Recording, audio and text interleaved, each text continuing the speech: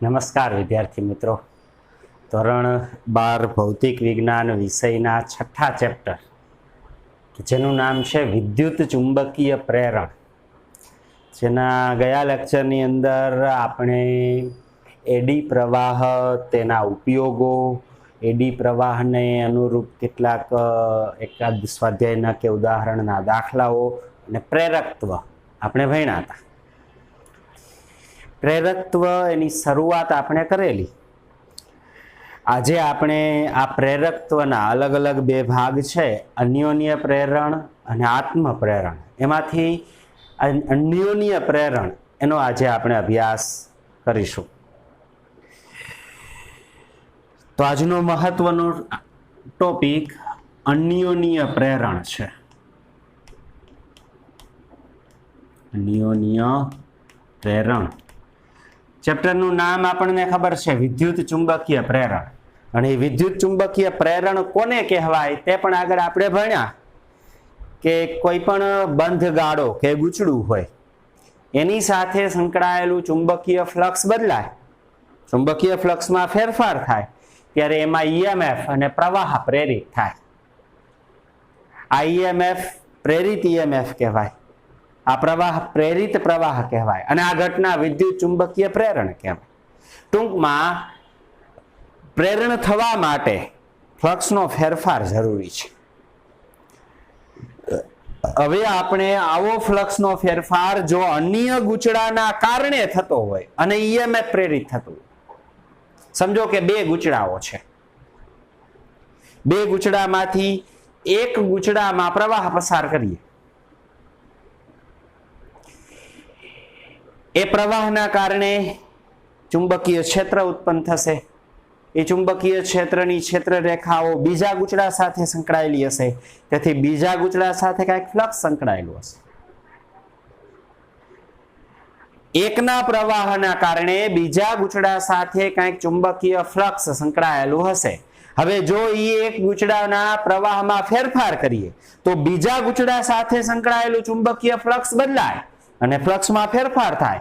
અન્યના કારણે, અન્ય ગૂંચળાના કારણે ફ્લક્સમાં ફેરફાર થાય, ઈએમએફ ઉદ્ભવે. આ ઘટના અન્યોન્ય પ્રેરણ કહેવાય. બે ગૂંચળાના તંત્રમાં બેમાંથી કોઈ એક ગૂંચળાના પ્રવાહના ફેરફારના કારણે બીજા ગૂંચળાના ફ્લક્સમાં ફેરફાર થાય અને ઈએમએફ ઉત્પન્ન થાય. આ ઘટનાને અન્યોન્ય પ્રેરણ કહેવાય. અને આ જે ઈએમએફ ઉત્પન્ન થાય તેને અન્યોન્ય પ્રેરિત ઈએમએફ કહેવાય. બેમાંથી કોઈ એક, સમજો કે આ બે ગૂંચળાઓ છે, બેમાંથી કોઈ એક ગૂંચળામાં સમજો કે આમાંથી પ્રવાહ પસાર કરીએ તો એનું ચુંબકીય ક્ષેત્ર આની સાથે સંકળાયેલું હશે, એનું ફ્લક્સ આમાંથી પસાર થશે. આના પ્રવાહના કારણે આનું ફ્લક્સ મળશે. હવે આ પ્રવાહ બદલીએ તો ફ્લક્સ બદલાશે, આની સાથેનું ફ્લક્સમાં ફેરફાર થાય તો ફેરેડેના નિયમ મુજબ ઈએમએફ ઉત્પન્ન થાય. આમાં પ્રવાહ આપણે પસારી નહોતો કર્યો, છતાં બાજુમાં રહેલા અન્ય ગૂંચળા આ પ્રવાહના ફેરફારના કારણે આ ગૂંચળામાં ફ્લક્સ બદલાય, ઈએમએફ ઉત્પન્ન થાય. અન્યના કારણે જ્યારે આવું બને ત્યારે આવું પ્રેરણ, આ ઘટના અન્યોન્ય પ્રેરણ કહેવાય. આ ઈએમએફ અન્યોન્ય પ્રેરિત ઈએમએફ કહેવાય. આ અન્યોન્ય પ્રેરણ માટે અન્યોન્ય પ્રેરકત્વ એનું સૂત્ર આપણે મેળવીએ. ધારો કે બે ગૂંચળાઓ છે, આકૃતિમાં દર્શાવ્યા મુજબ એલ લંબાઈનું એક ગૂંચળું છે.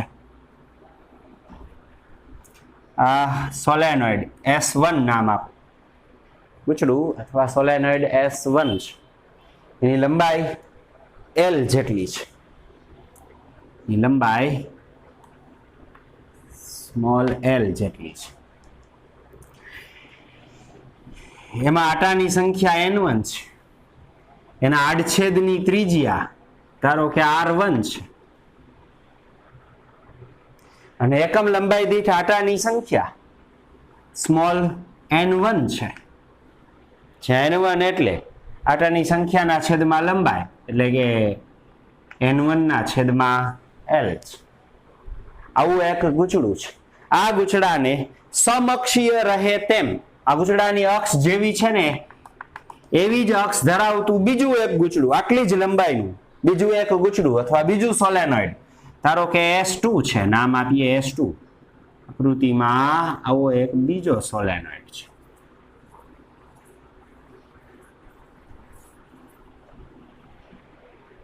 આ સોલેનોઇડ S2 છે, એની લંબાઈ L જેટલી જ છે, પણ એમાં આટાની સંખ્યા N2 છે, એના આડછેદની ત્રિજ્યા R2 છે, એકમ લંબાઈ દીઠ આટાની સંખ્યા N2 છે. એકમ લંબાઈ દીઠ આટાની સંખ્યા એટલે આટાની સંખ્યાના છેદમાં લંબાઈ. આ બીજા ગૂંચળામાં આટાની સંખ્યા કેપિટલ N2 છે અને લંબાઈ L છે, તો સ્મોલ n2 બરાબર કેપિટલ N2 ના છેદમાં L. આમ આવા બે ગૂંચળા S1 અને S2 એકબીજાની નજીક સમઅક્ષીય રહે તેમ મૂકેલા છે. પ્રથમ ગૂંચળામાં આટાની સંખ્યા N1, લંબાઈ L, આડછેદની ત્રિજ્યા R1, એકમ લંબાઈ દીઠ આટાની સંખ્યા સ્મોલ n1 એટલે કે કેપિટલ N1 ના છેદમાં L. જ્યારે બીજા ગૂંચળા સમઅક્ષીય રહે તેમ બીજું ગૂંચળું ગોઠવેલું છે કે જેનું નામ છે S2, સોલેનોઇડ 2. આટાની સંખ્યા, તેમાં કુલ આટાની સંખ્યા N2 છે, એના આડછેદની ત્રિજ્યા R2, એકમ લંબાઈ દીઠ આટાની સંખ્યા સ્મોલ n2 છે. આવા બે ગૂંચળાના આ તંત્રનું અન્યોન્ય પ્રેરકત્વ આપણે મેળવવું. બેમાંથી કોઈ એક ગૂંચળામાં પ્રવાહ પસાર કરીએ, બીજા ગૂંચળા સાથે ફ્લક્સ સંકળાશે. આ એકનો ફ્લક્સ અને બીજાના પ્રવાહનો ગુણોત્તર એ બે ગૂંચળાના તંત્રનું અન્યોન્ય પ્રેરકત્વ આપે. પ્રેરકત્વ આપણે જોયું કે ગયા લેક્ચરમાં આપણે જોયું કે કોઈ ગૂંચળાનું ફ્લક્સ પ્રવાહના સમપ્રમાણમાં હોય. આ ફ્લક્સ અને પ્રવાહનો ગુણોત્તર પ્રેરકત્વ કહેવાય. પ્રેરકત્વ નામની અદિશ રાશિ આપે. અહીં બે ગૂંચળાના તંત્ર માટે આ પ્રેરકત્વ અન્યોન્ય પ્રેરકત્વ છે. એકનું ફ્લક્સ, બીજાનો પ્રવાહ. ધારો કે સોલેનોઇડ S2 માંથી I2 પ્રવાહ વહે છે. સોલેનોઇડ S2 છે, મોટા સોલેનોઇડ, એમાંથી I2 પ્રવાહ પસાર કરીએ. જો એમાંથી I2 પ્રવાહ પસાર કરીએ તો એના વડે ચુંબકીય ક્ષેત્ર ઉત્પન્ન થશે. તો અંદરના વિસ્તારમાં ઉદ્ભવતું S2 માંથી I2 પ્રવાહ પસાર કરતા ઉદ્ભવતું ચુંબકીય ક્ષેત્ર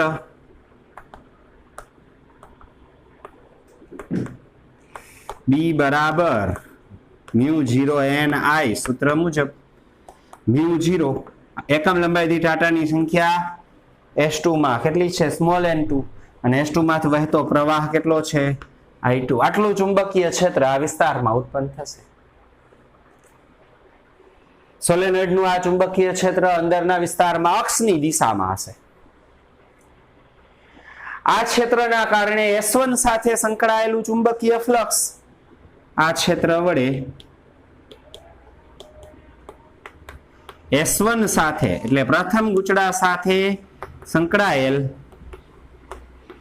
ચુંબકીય ફ્લક્સ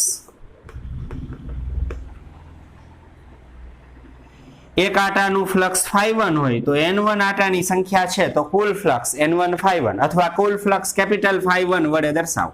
કેપિટલ ϕ1 એટલે કે N1 ϕ1. N1 આટાની સંખ્યા છે, ϕ1 એટલે એક આટા સાથે સંકળાયેલું ચુંબકીય ફ્લક્સ. ચુંબકીય ફ્લક્સ ϕ બરાબર AB cos θ, AB cos θ બરાબર 0, કારણ કે આ નાના સોલેનોઇડ છે એના આડછેદની ક્ષેત્રફળ અને મોટા સોલેનોઇડ વડે ઉદ્ભવતું ચુંબકીય ક્ષેત્ર એક જ દિશામાં હશે. આ સોલેનોઇડના આડછેદનું ક્ષેત્રફળ અક્ષ તરફ હશે અને આ S2 સોલેનોઇડમાં પ્રવાહ પસાર કરવાથી ઉદ્ભવતું ચુંબકીય ક્ષેત્ર પણ અક્ષની દિશામાં. તેથી બંને વચ્ચેનો ખૂણો 0, cos 0 1. તેથી N1 ϕ1 બરાબર કેપિટલ N1.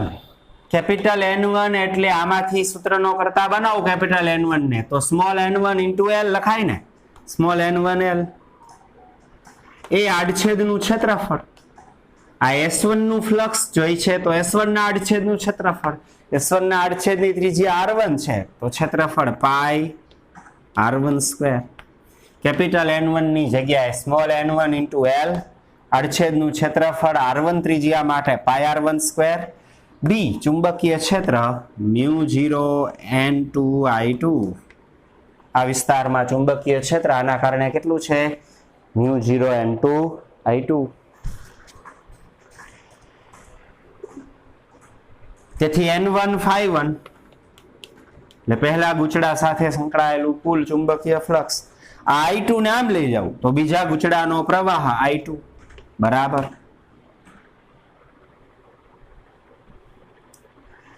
શું વધે તો μ0 n1 small n2 L pi r1 square I2 ઓલી બાજુ આવી ગયા, બાકી બધું આવી ગયું.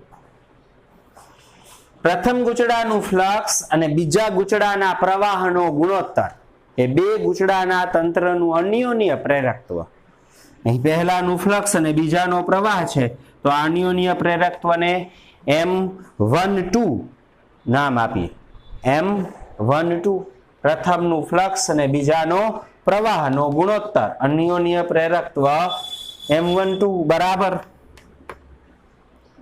સૂત્ર μ0 n1 n2 L pi r1 square, જ્યાં સ્મોલ n1 એકમ લંબાઈ દીઠ આટાની સંખ્યા પ્રથમ ગુચડા માટે, સ્મોલ n2 એકમ લંબાઈ દીઠ આટાની સંખ્યા બીજા ગુચડા માટે, સ્મોલ l એ ગુચડાની બંને ગુચડાની લંબાઈ છે અને r1 એ નાના આડછેદની ત્રિજ્યા છે. તેથી આ રીતે આવા બે ગુચડાના તંત્રનું અન્યોન્ય પ્રેરકત્વ M12 આમ મળે. આનાથી ઉલટું કરીએ. હવે S2 માંથી પ્રવાહ I2 પસાર કર્યો, ક્ષેત્ર મેળવ્યું અને પ્રથમ ગુચડાનું S2 નો પ્રવાહ અને S1 નો ફ્લક્સ એનો ગુણોત્તર મેળવ્યું. હવે ઉલટું કરીએ. ધારો કે S1 માંથી I1 પ્રવાહ વહે છે. આ S1 માંથી I1 પ્રવાહ પ્રેરિત થાય છે. S1 માંથી I1 પ્રવાહ ને લીધે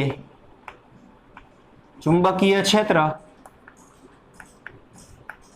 B બરાબર μ0 ni સૂત્ર મુજબ n1 આટાની સંખ્યા S1 માં એકમ લંબાઈ દીઠ આટાની સંખ્યા n1 અને પ્રવાહ I1. આટલું ચુંબકીય ક્ષેત્ર આ વિસ્તારમાં હશે. B બરાબર μ0 ni સૂત્ર મુજબ μ0 small n1 I1, small n1 એકમ લંબાઈ દીઠ આટાની સંખ્યા અને I1 એ સોલેનોઇડમાંથી વહેતો પ્રવાહ છે. S1 માંથી વહેતો પ્રવાહ. S1 માં જો પ્રવાહ પસાર કરીએ તો આટલું ક્ષેત્ર ઉત્પન્ન થશે. આ ક્ષેત્રના કારણે આ ગુચડા સાથે સંકળાયેલું S2 સાથે સંકળાયેલું ચુંબકીય ફ્લક્સ આ ક્ષેત્ર વડે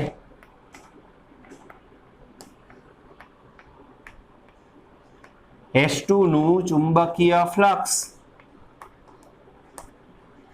કેપિટલ ∅2, એક આટાનું ફ્લક્સ ∅2 હોય તો N2 ∅2, બીજા ગુચડા સાથે સંકળાયેલું ચુંબકીય ફ્લક્સ અથવા S2 સાથે સંકળાયેલું ચુંબકીય ફ્લક્સ N2 આટાની સંખ્યા અને ∅2 એક આટાનું ફ્લક્સ બરાબર N2 ∅2 એટલે AB cos થીટા. અહીં થીટા બરાબર 0 કારણ કે અહીંયા ચુંબકીય ક્ષેત્ર અક્ષની દિશામાં જ ઉત્પન્ન થશે અને ક્ષેત્રફળ જ દિશામાં હશે. તેથી ચુંબકીય ક્ષેત્ર અને ક્ષેત્રફળ સદિશ એક જ દિશાના હોય તો બંને વચ્ચેનો ખૂણો 0. તેથી N2 ∅2 બરાબર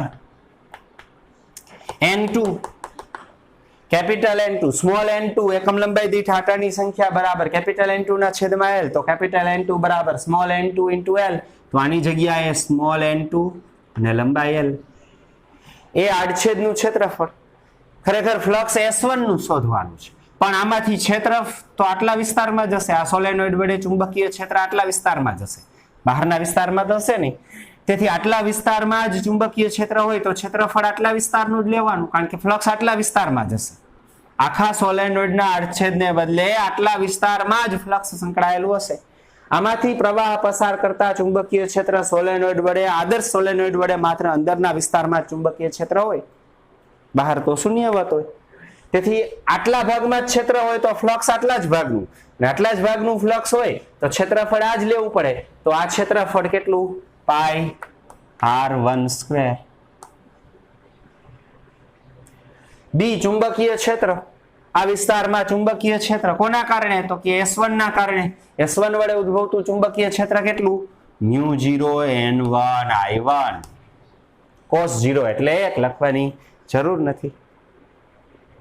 I1 ને આમ લઈ લઉં તો બીજા ગુચડાનું ફ્લક્સ N2 S2 નું ફ્લક્સ છેદમાં S1 નો પ્રવાહ I1 ને આમ લઈ લઈ તો શું વધે? μ0 small n1 small n2 L અને પાઈ R1 સ્ક્વેર.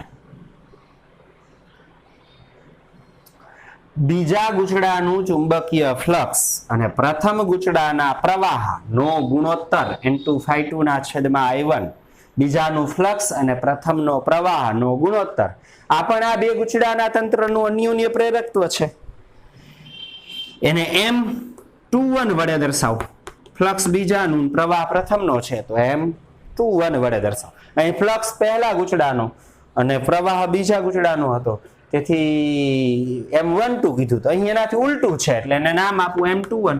તો M21 બરાબર μ0n1n2 small l pi R1 square.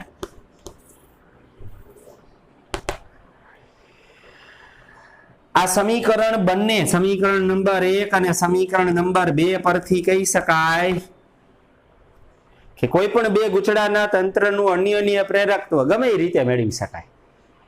બીજામાંથી પ્રવાહ પસાર કરો, પહેલાનું ફ્લક્સ મેળવો, બંનેનો ભાગાકાર કરો, અથવા પહેલામાંથી પ્રવાહ પસાર કરો, બીજાનું ફ્લક્સ મેળવો, બંનેનો ભાગાકાર કરો. બંને રીતે અન્યોન્ય પ્રેરકત્વ સરખું મળે છે. તેથી બે ગુચડાના તંત્રનું અન્યોન્ય પ્રેરકત્વ M12 અને M21 સમીકરણ 1 અને 2 પરથી કેવા મળે? સરખા, જેને કેપિટલ M વડે દર્શાવું.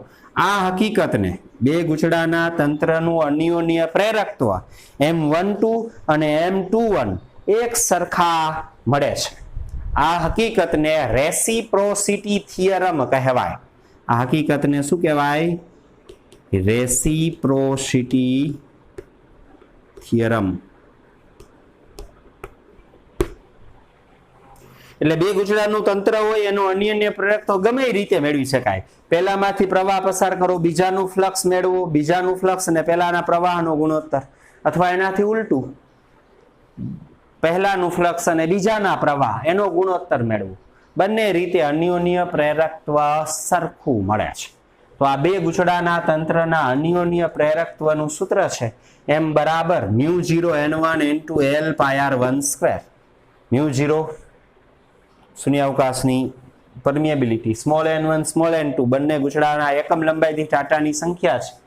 સ્મોલ l બંનેની લંબાઈ છે. પાઈ R1 સ્ક્વેર એ નાના સોલેનોઇડના આડછેદનું ક્ષેત્રફળ છે. આ રીતે બે ગુચડા અથવા બે સોલેનોઇડના તંત્રનું અન્યોન્ય પ્રેરકત્વ રીતે મળે. આ અન્યોન્ય પ્રેરકત્વ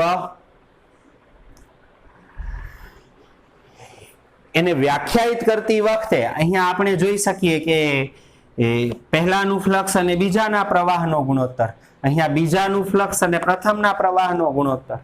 ફ્લક્સ અને પ્રવાહનો ગુણોત્તર છે, પણ જેનું ફ્લક્સ લ્યો પ્રવાહ એનાથી વિરુદ્ધ ગુચડાનો. આમ બે ગુચડાના તંત્રમાં કોઈ એક ગુચડામાંથી વહેતા એકમ પ્રવાહ દીઠ બીજા ગુચડા સાથે સંકળાયેલા ચુંબકીય ફ્લક્સને બે ગુચડાના તંત્રનું અન્યોન્ય પ્રેરકત્વ કહેવાય. અન્યોન્ય પ્રેરકત્વ M બરાબર N1 ∅1 ના છેદમાં I2 અથવા N2 ∅2 ના છેદમાં I1 બરાબર ને. આ M12 અને આ M21 છે. હવે આ M12 બરાબર N1 ∅1 ના છેદમાં I2 અને વ્યાખ્યાયિત કરવું હોય તો છેદમાં પ્રવાહને એક એકમ લઈ લે. તો બીજા ગુચડાનો પ્રવાહ એકમ હોય, એક એકમ હોય ત્યારે પ્રથમ ગુચડાનું ચુંબકીય ફ્લક્સ અન્યોન્ય પ્રેરકત્વ કહેવાય. અથવા પ્રથમ ગુચડાનો પ્રવાહ એક એકમ હોય ત્યારે બીજા ગુચડા સાથે સંકળાયેલું ચુંબકીય ફ્લક્સ એ બે ગુચડાના તંત્રનું અન્યોન્ય પ્રેરકત્વ કહેવાય. આમ બે ગુચડાના તંત્રમાં બે માંથી કોઈ એક ગુચડામાં વહેતા એકમ પ્રવાહ દીઠ એકમ પ્રવાહ દીઠ બીજા ગુચડા સાથે સંકળાયેલા ચુંબકીય ફ્લક્સને બે ગુચડાના તંત્રનું અન્યોન્ય પ્રેરકત્વ કહેવાય. ફરીથી વ્યાખ્યા એકવાર. બે ગુચડાના તંત્રમાં કોઈ એક ગુચડામાંથી વહેતા એકમ પ્રવાહ દીઠ બીજા ગુચડા સાથે સંકળાયેલા ચુંબકીય ફ્લક્સને બે ગુચડાના તંત્રનું અન્યોન્ય પ્રેરકત્વ કહે છે. આની મદદ વડે આ M12 છે એને ની સાથે I2 નો ગુણાકાર કરું ને N1 ને સૂત્રનો કરતા બનાવું તો આમ લખી શકાય કે N1 બરાબર M12 into I2. બંને બાજુ સમય t પ્રત્યે વિકલન કરું તો d by dt of N1 બરાબર d by dt of M12 I2. બંને બાજુ સમય t પ્રત્યે વિકલન કર્યું છે. N1 અચળ છે, N1 d∅1 by dt. M12 બે ગુચડાના તંત્રનું અન્યોન્ય પ્રેરકત્વ સમય પર આધારિત નથી. બે ગુચડાના તંત્રનું અન્યોન્ય પ્રેરકત્વ શેના ઉપર આધાર રાખે? આગળના લેક્ચરમાં આપણે ભણ્યા હતા. અહીં ફરીથી જોઈએ તો બે ગુચડાના તંત્રનું અન્યોન્ય પ્રેરકત્વ બંને ગુચડામાં આટાની સંખ્યા એના પરિમાણ ઉપર આધાર રાખે છે. લંબાઈ, આડછેદનું ક્ષેત્રફળ, બરાબર, કયું માધ્યમ છે તે માધ્યમ, આટાઓની સંખ્યા, એના આકાર, બંનેના સાપેક્ષ સ્થાન એના ઉપર આધાર રાખે, સમય પર આધારિત નથી. તેથી M12 વિકલનની આગળ di2 by dt. બંને બાજુ માઇનસ નિશાની આપું તો -N1 d∅1 by dt એટલે પ્રથમ ગુચડાના ફ્લક્સના ફેરફારના સમય દર એનું ઋણ મૂલ્ય EMF આપે, પ્રેરિત EMF E1 બરાબર -M12 di2 by dt.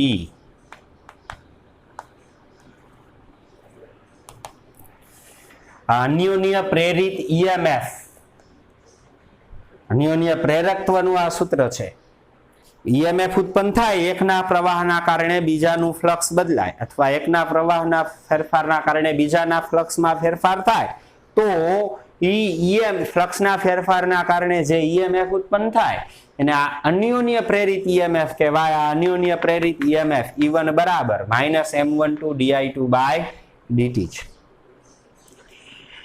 અથવા તો અહીંયા M12 ને આપણે ધ્યાનમાં લીધા એની જગ્યાએ M21 ને ધ્યાનમાં લઈ તો શું લખી શકાય? N2 બરાબર M21 I1.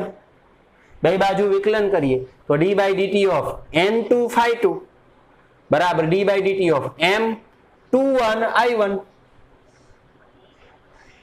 અહીંયા વિકલન કરીએ તો બંને બાજુ માઇનસ આપી દે, વિકલન કરી નાખી -N2 d∅2 by dt બરાબર -M21 di1 by dt.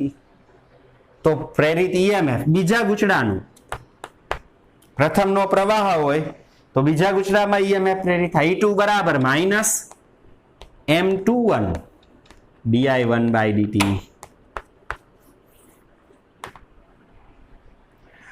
આ પ્રવાહના ફેરફારના સમય દર જો વધુ ઝડપથી પ્રવાહનો ફેરફાર કરવામાં આવે EMF વધુ મૂલ્યનું પ્રેરિત થશે.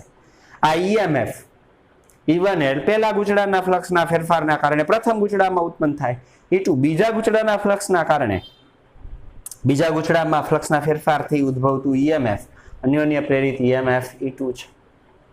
આ અન્યોન્ય પ્રેરિત EMF પરથી અન્યોન્ય પ્રેરકત્વને વ્યાખ્યાયિત કરી શકાય.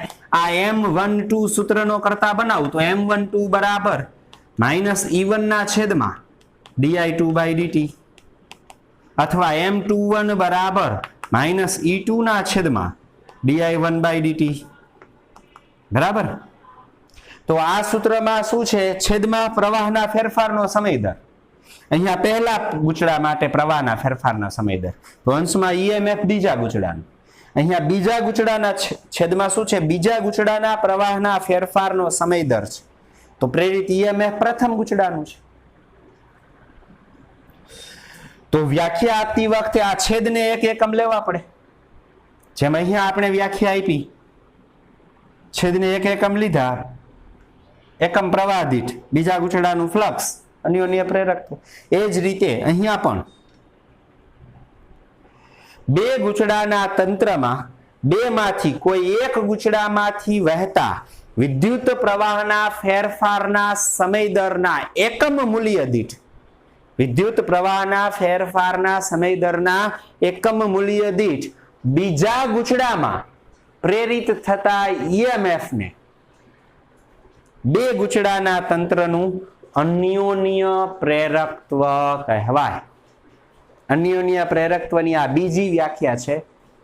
ફરીથી કહું, બે ગુચડાના તંત્રમાં કોઈ એક ગુચડામાંથી વહેતા પ્રવાહના ફેરફારના સમય દરના એકમ મૂલ્ય દીઠ બીજા ગુચડા સાથે બીજા ગુચડામાં પ્રેરિત થતા ઈએમએફ ને બે ગુચડાના તંત્રનું અન્યોન્ય પ્રેરકત્વ કહેવાય.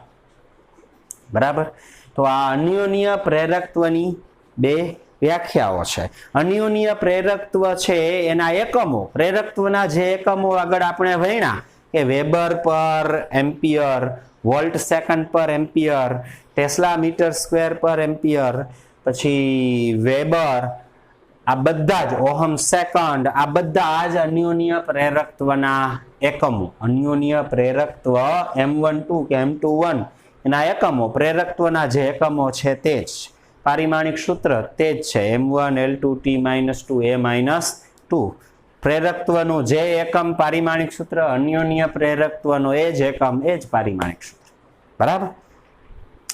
અન્યોન્ય પ્રેરકત્વનો આધાર આ બે ગુચડાના આટાઓની સંખ્યાઓ કેટલી છે, એના પરિમાણ, લંબાઈ કેટલી, આડછેદનું ક્ષેત્રફળ કેટલું, સાપેક્ષ ગોઠવણી કેટલી છે, એકની અંદર બીજું છે, બાજુમાં મૂકેલા છે, સાપેક્ષ નમન વગેરે બાબતો ઉપર, સાથે માધ્યમ કયું વગેરે બાબતો ઉપર આધાર રાખે.